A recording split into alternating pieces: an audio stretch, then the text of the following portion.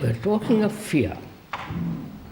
Do you see this like and dislike breeds a certain type of fear? Do you?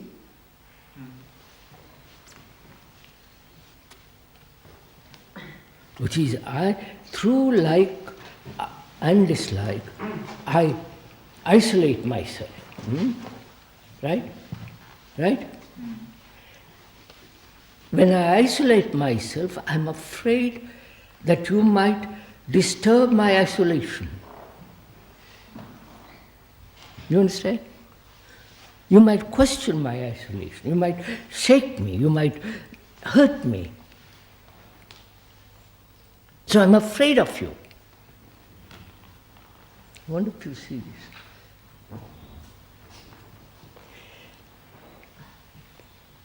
Some years ago, I'm just recounting a story. Some years ago, a man came to see me, very rich, peer of the realm, and he began to talk to me. And gradually, after several weeks, because he had very frightening dreams after talking to me. One morning he said, I'm not coming to see you anymore because you're too frightening altogether, because what you're saying is terribly disturbing. But I have dreams, I may give up. You follow everything, and please, Pax. So he was afraid of, you follow? Through his isolation, he was afraid of being disturbed. So, do you see the consequence of like and dislike? That's all I'm pointing out.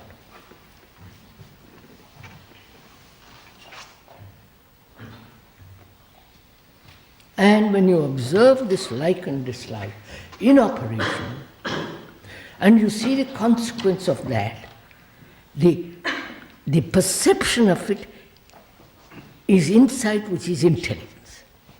Right? It is an intelligent act, isn't it? Not throw yourself over a precipice. But it's an idiotic and suicidal act if a man insists on throwing himself over the precipice. Right? You see this?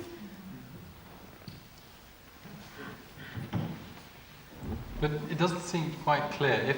If for example, there's someone who I'm frightened of, who therefore, because I'm frightened of them, I dislike them. It doesn't seem quite clear what I do then, having seen that. I don't quite follow. I'm frightened of you. Why? Perhaps because you're cleverer than me. I'm frightened of you for many reasons. You're cleverer than me, you might hurt me, you might make my position uncertain, you might, through your words, through your action, upset my whole conclusions, and so on and so on. So what? What are you saying from Well that? then, what do I do when I see that? No, wait. Do I see that I am frightened by somebody?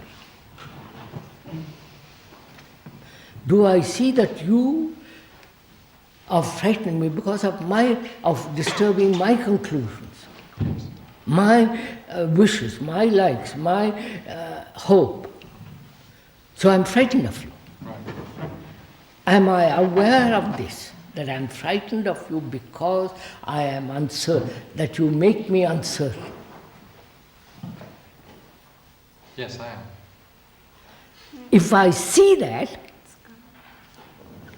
the perception that you frighten me because I have certain conclusions, that perception, that seeing, or that insight is intelligence.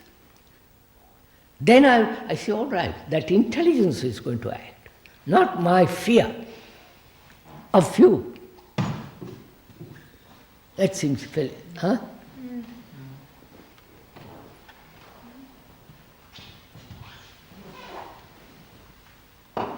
Are we meeting each other or going? Is it not possible that I may see that for an instant, but later on meeting that person again, I'm frightened again? So, do I see that reality only for a second or for a moment, or I see the whole implications of this? You follow? Therefore, when I meet you next time, I realize this has happened to me several times. I used to know a man who was a terrible bully. Terrible. And gradually I saw what the result of it on another. You know, fear. So we discuss and so on. You can get out of it completely. You mean you discussed it with him? Yes. Not with the man who bullies. That's his misfortune. You mean because he wasn't open? Leave that. I'm just taking that an example.